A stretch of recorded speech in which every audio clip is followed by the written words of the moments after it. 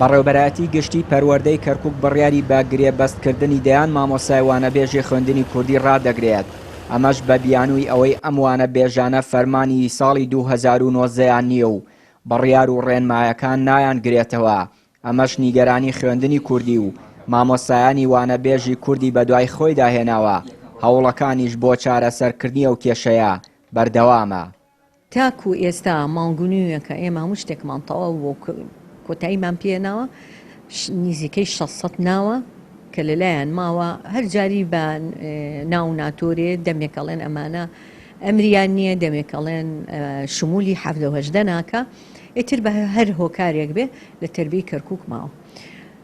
دوایەوەی کە چەند ئەندام پەرلەمانێکمان ئاگادار کردەوە کە ئێمە کەیسێکی وامانەیە ئیشەکەمان وەستاوە بۆەوەی یعنی بەڕاستی خۆی جێگەی نیگەرانیە کابراایەک بێ لە بەسراوە بێت لە شارەکانی خوارووی عێراقەوە لەبەرباری ئەمنی لەو شارانە هاتووەتە ئێرە ئێستاکە بێم گرێبەستی بۆ بکەم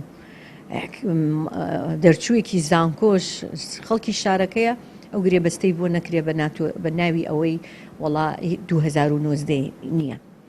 لە کۆی زیاتر لە 10,000 مامۆسای وانەبێژ 1400 مامۆسا لە خوێندنی کوردی دەکرێنە گرێبەست.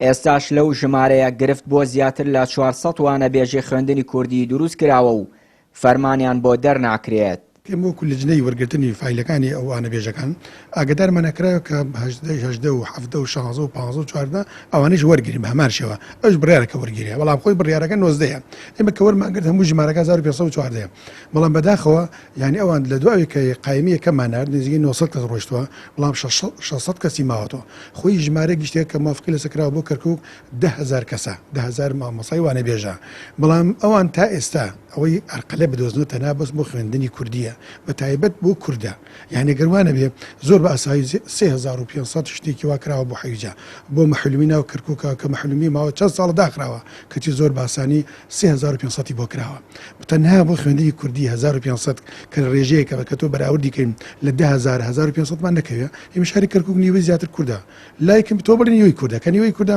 لەم 10,000 بۆ 5000مان بکەوێت لای کەمی بەڵام کەچی 1500 بە شایسە نازانم.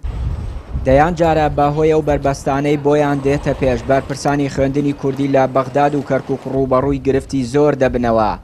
سەرباری ئەوەی چەند جارێک داوا کراوە حکوومەتی هەرێمی کوردستان لەگەڵ بەغداد دەیان کێشەی هاوشێوەیەم کێشانە چارەسەر بکات بەڵام تا ئێستا ئەم گرفت و بربەستانە لە بەردەم خوێندنی کوردی لە کەرکووک بەردەوامن و چارەسەر نەکراون.